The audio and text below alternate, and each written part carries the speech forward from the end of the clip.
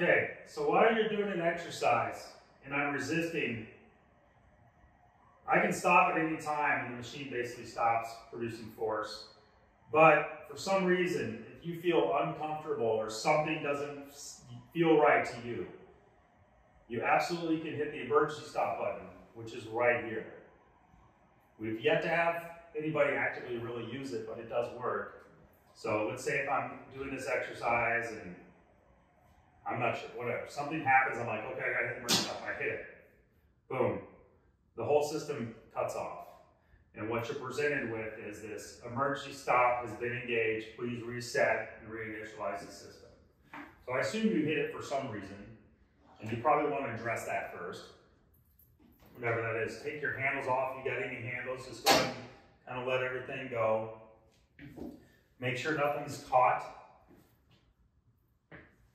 And then you just hit reset.